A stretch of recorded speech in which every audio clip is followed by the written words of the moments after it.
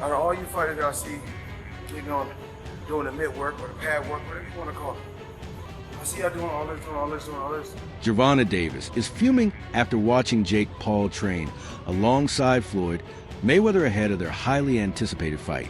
Floyd's stress that boxing is built on discipline, conditioning, and proving who can deliver the hardest punches. He noted that the sport isn't just about flashy movement, but about enduring tough training and pushing limits. His praise for Jake Paul's dedication and willingness to step into the ring left Davis feeling disrespected and I just like to push myself to be the best at whatever I do. It could be basketball, football.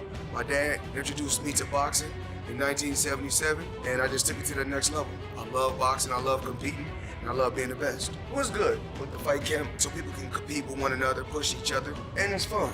People want to see who hit the hardest, who's the fastest, who can throw the most punches, so it's a great product. It's about just competing and working hard, getting in shape, and enjoying yourself while you do. Paulie Malignaggi's view on Gervonta "Tank" Davis is deeply rooted in boxing history. He stresses that regardless of personal disagreements or the ongoing rift between Tank and Floyd Mayweather, Floyd's impact on Tank's career cannot be denied. Malignaggi points out that Mayweather was instrumental in refining Tank's skills, teaching discipline, and providing the solid foundation that defines elite-level fighters. Even if Tank minimizes Floyd's role or focuses on their feud, the truth remains that years under Mayweather's mentorship were pivotal in shaping the champion Davis is today. He's a flashy guy, and I actually like that win for Gervonta. Ryan Garcia. Ryan Garcia, a lot of fluff again because he's a YouTuber who's never accomplished anything else besides being a YouTuber. Though there is talent there, it's unfulfilled and untapped talent, and the loss to Rolly Romero tells you that. So what has Gervonta Davis created, aside from being a manufactured creation that got a big push from Floyd Mayweather? Let's be honest here. It's a big push from Floyd Mayweather. And then after that, let's match him very carefully. Because what do? We wanted to do the same thing with Adrian Broner, who had the balls to fight everybody. Say what you will about Adrian Broner, had the balls to fight everybody. Didn't duck a single fight. And they said, you know what? We wanted to do this with Adrian Broner. We wanted to just manufacture a star before he was made into a star. And we kind of messed up by matching him too tough. So the pendulum swung in the complete opposite direction here. It's not like you balanced it out. You went in the complete opposite direction and made this guy fight absolutely nobody constantly. And let me tell you something about the Lamont Roach fight. He's a 16-1 underdog going into the fight because they knew they didn't want to fight anybody who was a risk. There's a reason he's ducking the Lamont Roach rematch now.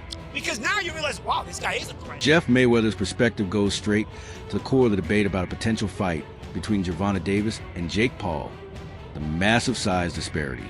Jeff points out that Jake Paul is naturally much bigger, both in weight and frame, than Davis. Boxing has long relied on weight classes to maintain fairness. And Jeff believes this matchup ignores that essential principle. Davis has built his reputation in lighter divisions, thriving on speed, timing, and explosive power within his natural range.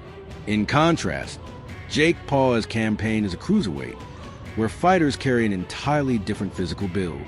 Jeff argues that putting them in the same ring not only undermines competitiveness, but also raises serious questions about balance.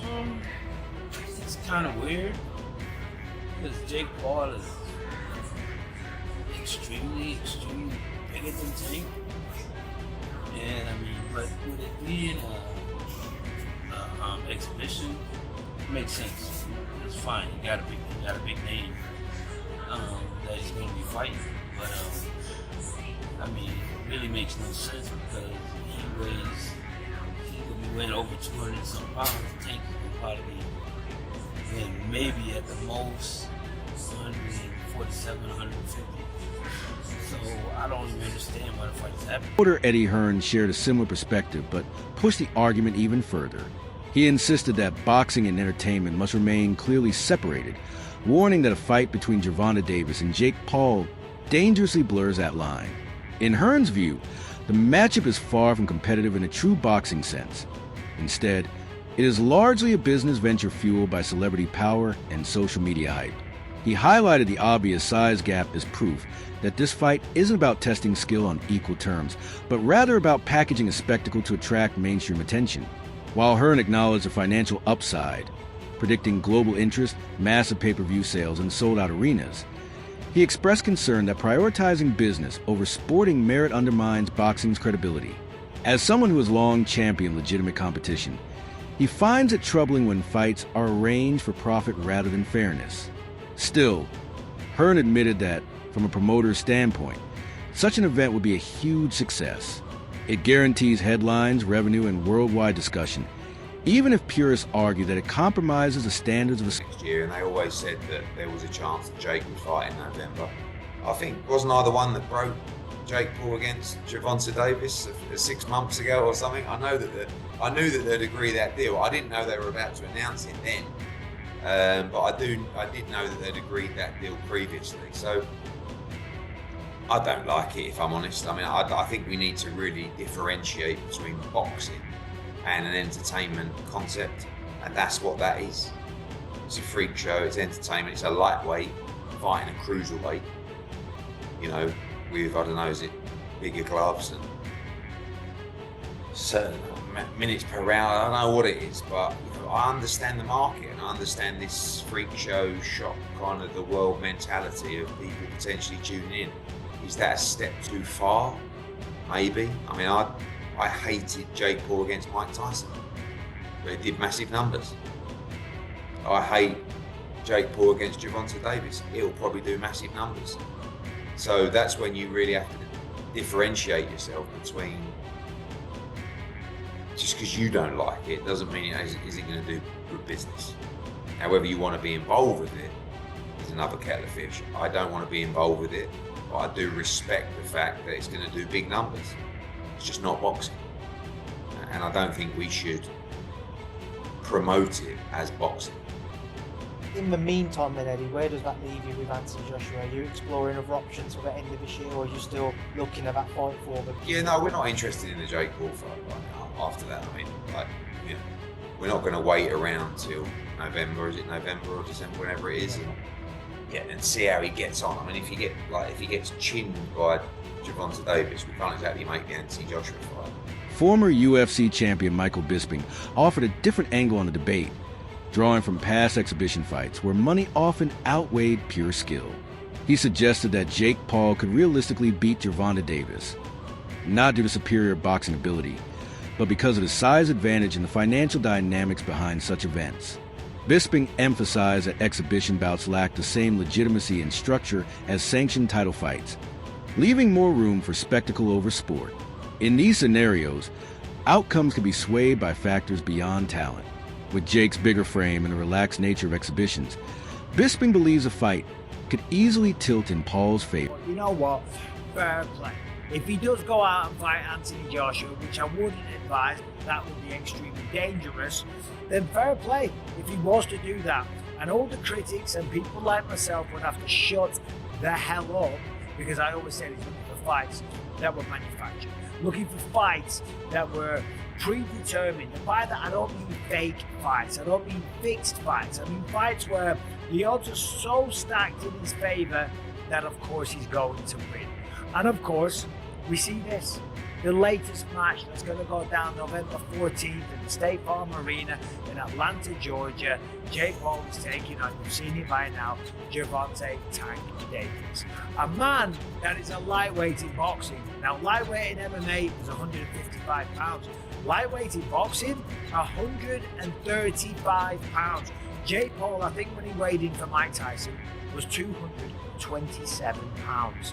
Official weight, 227.2 pounds. That is, if I'm not mistaken, a 92-pound weight difference. Almost a 100-pound weight difference. It's insane. Let's say he comes in at 200 pounds. It's still a 65-pound weight advantage, which is absolutely ridiculous. How can you be out there claiming to want to fight the best people on the planet and then going out there and taking on a guy that is maybe 92 pounds heavier, that is at least 65 pounds heavier than you? That is called one thing. That's called being a bully. It was bad enough when he fought Mike Tyson, a man that was 58 years old, and he was walking around like, I just beat the baddest man on the planet. I just destroyed Mike Tyson. I went out there and I beat him. Him and his brother are all celebrating and like that. It's like, dude, what are you doing? The Wade concept host portrayed Jake Paul as a calculated manipulator, someone who knows exactly how to provoke rivals and manufacture opportunities. He argued that Jake lured Gervonta Davis into this matchup by flaunting his wealth, generating hype, and framing the fight as an irresistible financial opportunity. In this view, Davis isn't pursuing legacy as much as he's responding to the promise of a huge payday. The host highlighted that Jake's true strength lies not in boxing skill, but in marketing, promotion, and psychological gamesmanship.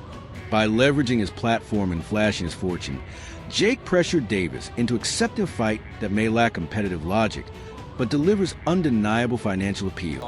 And again, Jake's only been boxing for 5, 6, 7 years now. It isn't necessarily far-fetched to try to have his own advantages when trying to fight other boxers that have been far more experienced than him. But this one's a little too much, right? This one is crazy because of the massive weight difference. It doesn't make a ton of sense. But again, as far as a sport fight is concerned, I want to make sure I make that clear. Again, it's not me hating on it, because I do think that both guys have been very upfront with what they're doing in this fight and what their goals are with these kind of events. But the narrative Jake's trying to create is if this is like proving anything for him fighting a real fighter when Gervonta is so much smaller than he is. It'll prove something in the fact that Jake is willing to put on great events, but it won't prove anything to the people that are asking him to fight a real fighter. I will say though, if Jake goes out and flatlines Gervonta, the casual audience that will say Gervonta smokes Jake completely and utterly, like it wouldn't even be close, that will change their minds a little bit. Not the people that know boxing, but the people that are going to watch this, the casual viewer that know the name Gervonta Davis and know the name Jake Paul. If he is to compete with Gervonta at all or look good in that fight, people will in some way accept it. Or they'll do the other thing where they just say the fight's real, which has never been the case, but you get what I'm saying. What Jake is doing is trying to convince a casual audience that he belongs in the ring with bigger names. If he's able to hurt Gervonta at all, that might actually do it. The undefeated lightweight champion of the world. With a record of 30-0, 28 knockouts. And this one is over. He's been boxing since he was 5 years old and turned pro when he was 18. Gervonta Davis at 22 becomes the youngest champion in boxing. And guess what? Just like everybody. Ryan Garcia, a longtime rival of Gervonta Davis, did not hold back in his criticism. He dismissed Jake Paul's move as nothing more than a cheap publicity stunt, arguing that the only reason Davis accepted the fight was financial gain. Garcia stressed that true fighters are driven by legacy, championships, and a place in boxing history, not by money alone. To him, stepping into the ring with a much larger opponent undermines the integrity of competition and shifts focus away from greatness. Instead of proving himself against worthy challengers, Davis, in Garcia's view, allowed himself to be lured by a lucrative payday. While Garcia's remarks carried the weight of personal rivalry, they echoed a broader critique that this matchup prioritizes cash over credibility and news that last week shook up the boxing game, Jake Paul versus Tank, right? Oh, yeah. Like, everyone's talking about it. It's a whole thing. A lot of people liked it, didn't like it. Yeah. How did you feel when you first saw that it was a thing? It pissed me the fuck off, bro. Yeah, why? It's just disappointing on mainly Jake's end. You know, we're not falling for the Disney Channel bit no more. We're not falling for you're not a fighter no more. We're not falling for that. You know, you're ranked as a cruiserweight and you're out here trying to fight a lightweight. And then on top of it, you were just talking about fighting Anthony Joshua. That doesn't make no sense. And, you know, I just felt like it was a disgrace to boxing and kind of it was not a good move by Jake Paul. You know, I understand people saying, you know, Gervonta got to go get his money, you know, blah, blah, blah. But, like, we're not talking about that shit. We're talking about the sport. We're not talking about, oh, you got to get that money, bro. Yeah, but everybody's open to criticism. That's the whole point of this media shit. Right. That's why they talk about basketball players. They don't talk about, well, LeBron's making to it. Like, nobody cares, bro. If LeBron's missing the shot, he's missing the fucking shot. So at the end of the day, bro, I just thought it was a disgrace to the sport. Because on one end, you know, you got the casuals, right? The casuals don't see the weight difference. They see Jake Paul and Gervonta Davis. Yeah. And if Gervonta Davis doesn't fuck up Jake Paul, they're going to think Jake Paul is some pound-for-pound champion type of fighter. Yeah. And to me, that's just, it's tricking the public, and it's kind of bullshit, bro, at the end of the day. Because at the end of the day, if Gervonta was Jake Paul's size, we wouldn't even be having this conversation. There probably wouldn't even be a fight. Yeah, you know what I mean? So I just think that it's a disgrace. That's all for today's video. Stay tuned tomorrow